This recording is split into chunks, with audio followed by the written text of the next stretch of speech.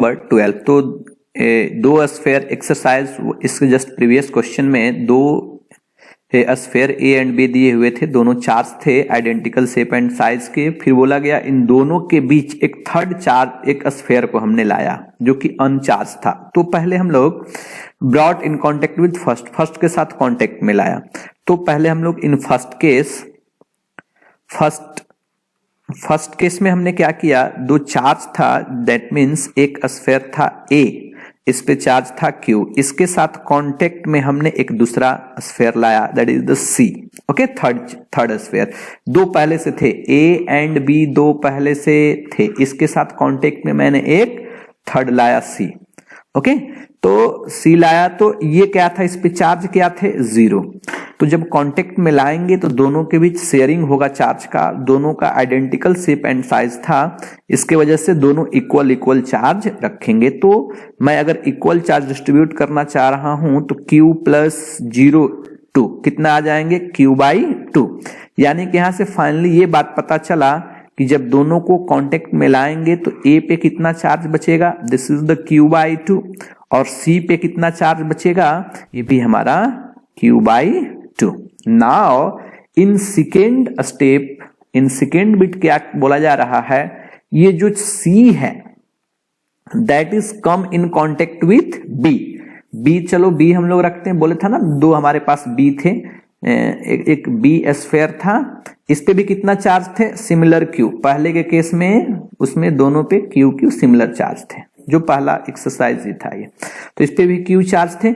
अब इसके साथ जब हमने C को कांटेक्ट में लाया, यानी ये चार्ज को कांटेक्ट में लाया, इस पे कितना चार्ज था, Q/2।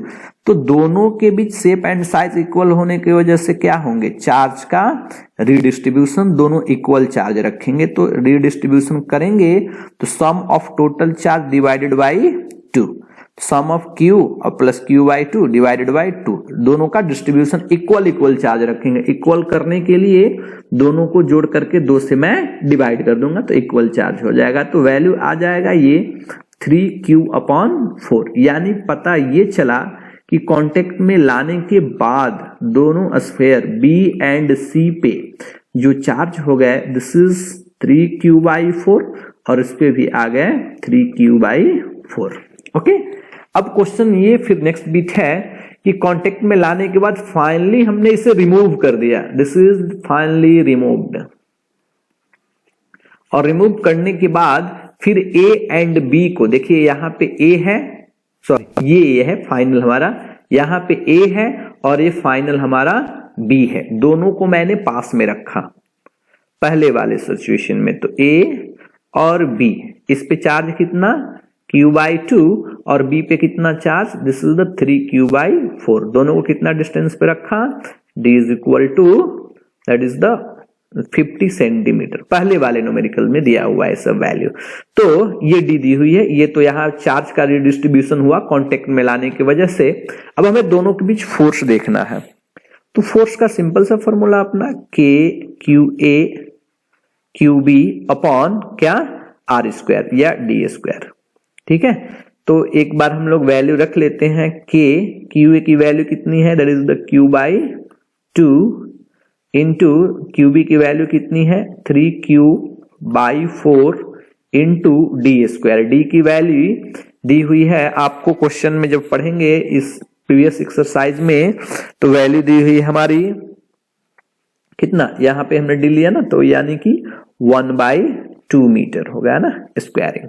ठीक है, चलिए सभी वैल्यू को जब रखेंगे हम लोग, K की वैल्यू 9 इंटू 10⁻⁹, Q की वैल्यू है 6.5 इंटू 10⁻⁻19 इंटू, ओके ये Q1 हो गया, इंटू 3 इंटू सेकेंड Q का वैल्यू कितना हो गया, फिर second time 1.5 into 6.5 into 10⁻⁻19 upon 2 into 4 into ये क्या आ जाएगा 1/4। जब इसे हम लोग सॉल्व करेंगे तो ये फोर्स की वैल्यू आ जाएगी हमारी 5.7 okay 03 into 10⁻³ Newton. This is your final force between A and B।